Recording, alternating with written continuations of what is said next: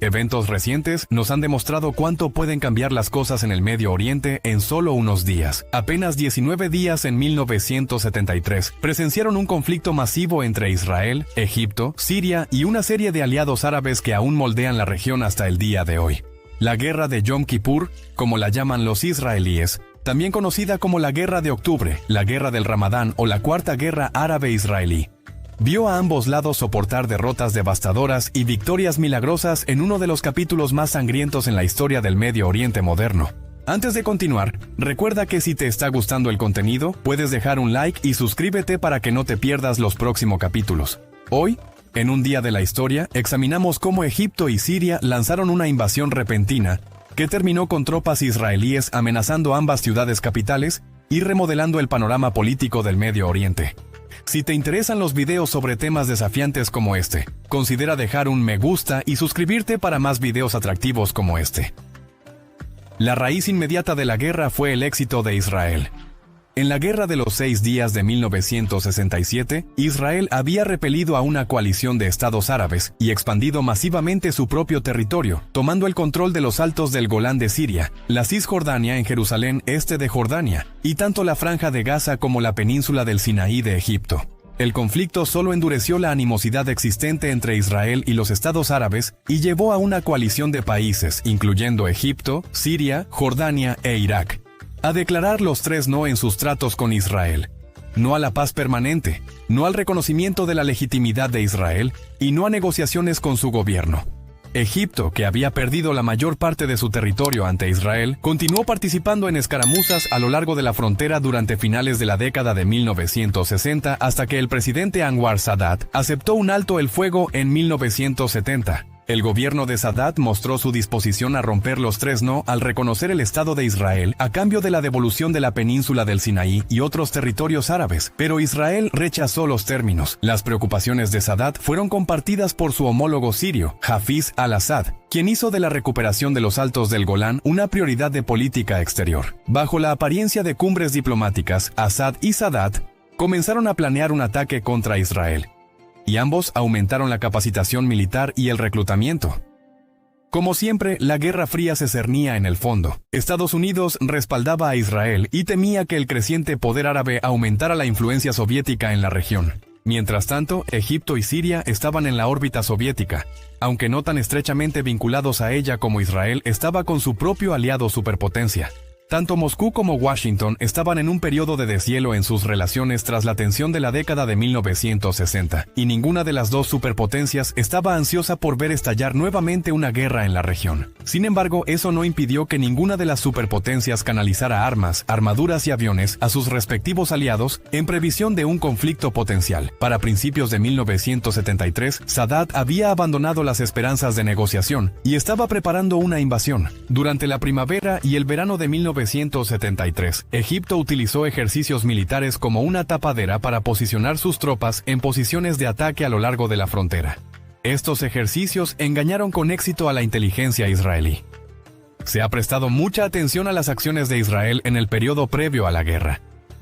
La inteligencia del Mossad notó esta acumulación sin precedentes de recursos militares, pero sus preocupaciones no fueron atendidas por el gobierno. A fines de septiembre, el rey Hussein de Jordania incluso visitó a la primera ministra Golda Meir y le advirtió que creía que Siria y Egipto estaban preparando una invasión. Solo en las primeras horas del 6 de octubre, con Egipto y Siria a pocas horas de atacar, el alto mando israelí finalmente aceptó que la guerra era inminente y comenzó a convocar a las reservas. Un funcionario israelí comentó que existía una creencia delirante de que las naciones árabes no se atreverían a atacar a Israel después de su vergüenza en la Guerra de los 6 días.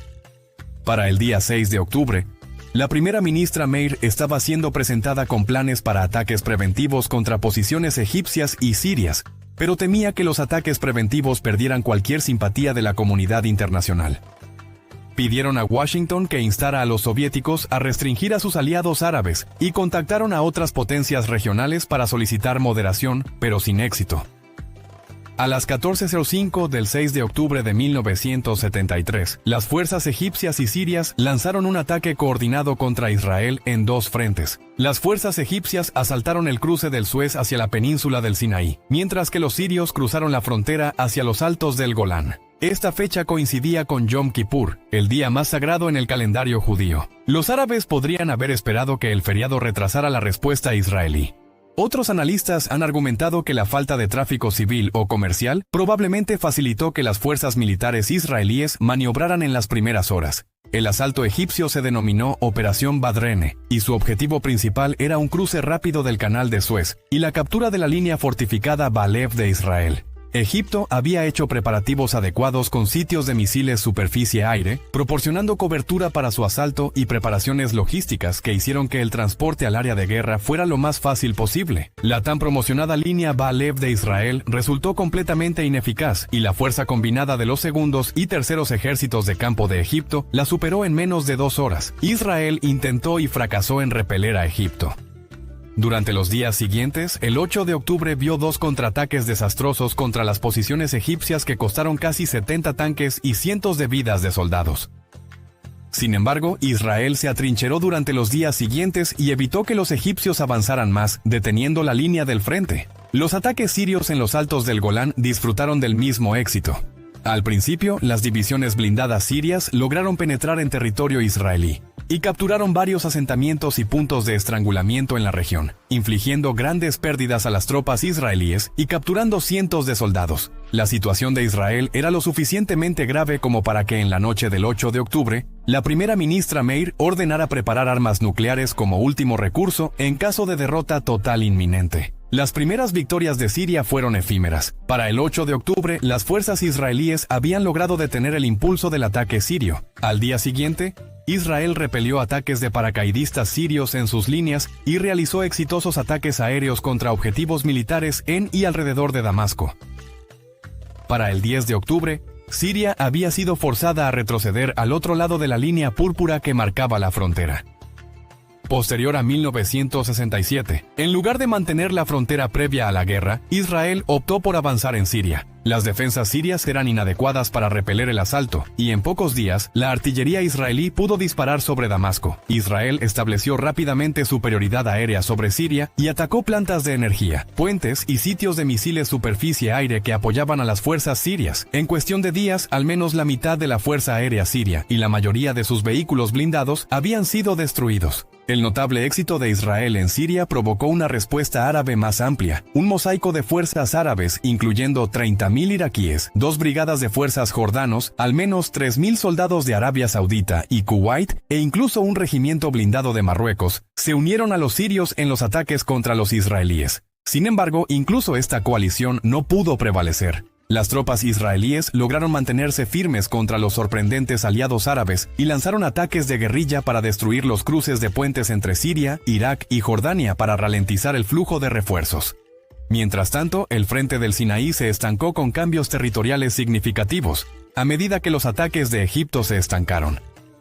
Desde el 10 de octubre, ambos lados pasaron días preparándose para una ofensiva renovada, mientras se atrincheraban en sus posiciones defensivas. Los egipcios se movieron primero, lanzando un asalto blindado masivo. El 14 de octubre, a pesar de las objeciones sobre la falta de cobertura aérea planteadas por algunos generales de alto rango, casi 1.000 tanques egipcios se estrellaron contra las líneas israelíes, y el ataque fracasó completamente. Egipto perdió más de 450 vehículos blindados, mientras que Israel perdió solo 6. Los israelíes aprovecharon su victoria para avanzar hacia el oeste. El 16 de octubre, las fuerzas israelíes cruzaron el Suez hacia Egipto y destruyeron las defensas antiaéreas que protegían a las tropas egipcias. Establecieron una cabeza de puente y comenzaron a mover grandes cantidades de tropas y recursos blindados al Suez para flanquear a los ejércitos egipcios en el Sinaí. Lo que los egipcios habían desestimado como una distracción se convirtió en un asalto completo. En los días siguientes, las fuerzas israelíes se extendieron por las áreas orientales de Egipto, presionando las ciudades egipcias como Ismailia y Suez, y acercándose alarmantemente a El Cairo en vista del éxito de Israel contra sus oponentes.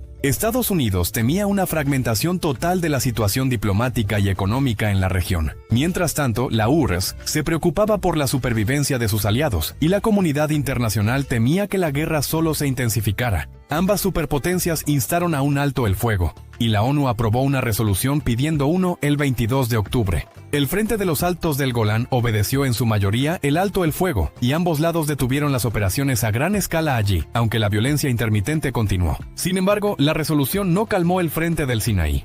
Para este punto, las tropas israelíes habían rodeado completamente al tercer ejército de Egipto, que aún estaba atrapado en el lado oriental del Suez. La posible destrucción de su ejército obligó a Sadat a aceptar una tercera llamada de la ONU para un alto el fuego el 25 de octubre, y la presión diplomática combinada de los EEPAO y la llegada de las fuerzas de la ONU en la región persuadieron a Israel para hacer lo mismo. La mayor parte de la lucha había terminado. Aunque la lucha terminó en su mayoría, las discrepancias permanecieron y las negociaciones fueron lentas en los meses posteriores a la guerra. Se tardó hasta enero de 1974 para que se lograra un acuerdo formal entre Israel y Egipto. Este acuerdo, conocido como Sinai I, vio el establecimiento de zonas de amortiguamiento neutrales en el Sinaí como garantía para ambos Israel y Egipto, y Israel cedió todo el territorio más allá del Suez. Un segundo acuerdo meses después expandió las zonas de amortiguamiento y allanó el camino para una mayor participación diplomática entre Israel y Egipto. La paz oficial no llegó hasta los acuerdos de Camp David en 1979. Israel acordó devolver el Sinaí a Egipto a cambio de normalización y reconocimiento por parte de Egipto. Este fue el primer tratado de paz oficial con y reconocimiento diplomático de Israel por un Estado árabe, marcando un hito en la diplomacia israelí. También hizo que Egipto fuera marginado por sus aliados árabes durante años después. Pero también sentó las bases para una futura diplomacia árabe con Israel en el mundo posterior a la Guerra Fría. Las negociaciones con Siria también fueron igualmente lentas en dar frutos.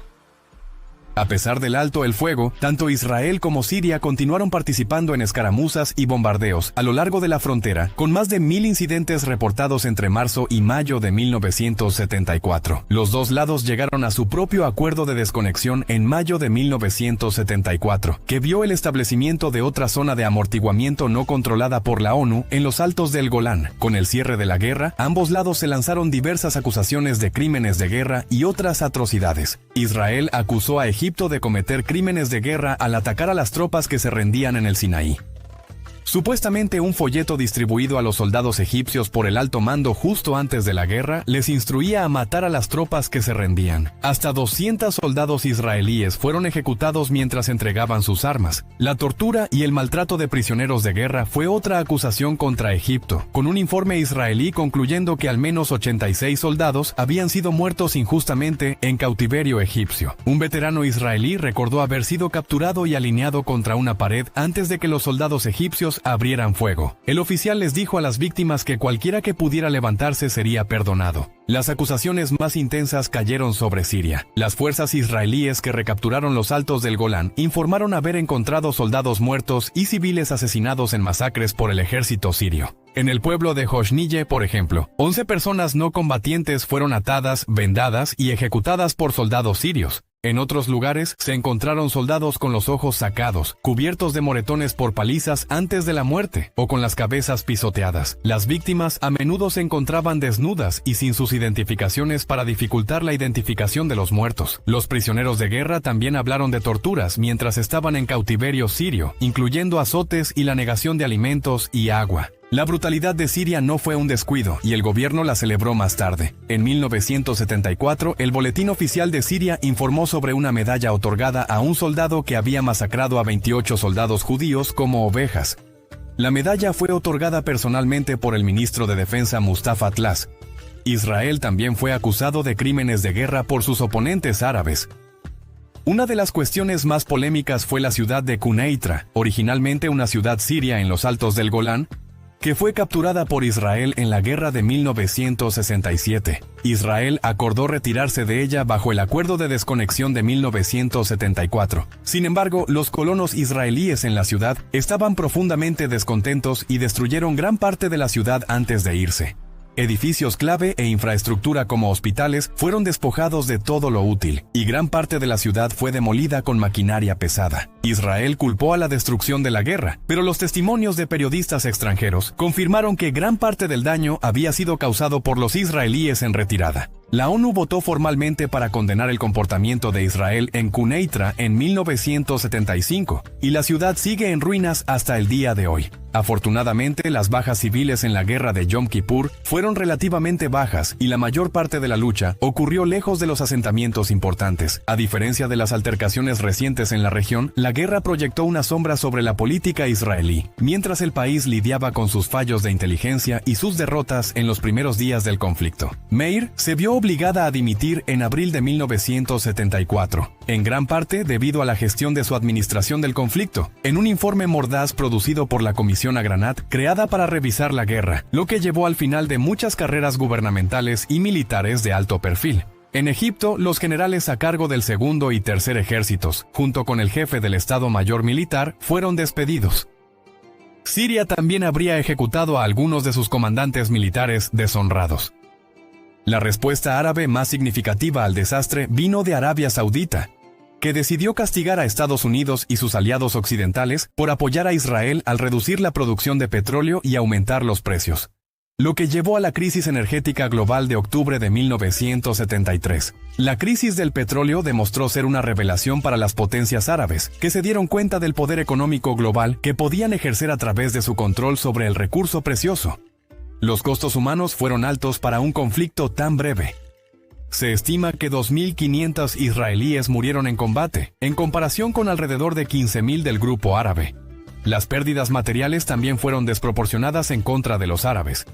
Se perdieron alrededor de 100 aviones israelíes, en comparación con unos 400 para los árabes. Las pérdidas de tanques de Israel fueron una fracción de las pérdidas árabes, que ascendieron a más de 2.000. Y Stan es un ejemplo de la fortaleza militar israelí, que sigue disuadiendo la agresión de las naciones árabes. Por otro lado, el arreglo diplomático que siguió abrió la puerta a una diplomacia más productiva entre Israel y sus vecinos árabes a largo plazo. Como hemos visto, la guerra de Yom Kippur ciertamente no trajo paz a la región, y no sería la última vez que árabes e israelíes derramaran la sangre del otro en una escala tan masiva en un periodo tan corto.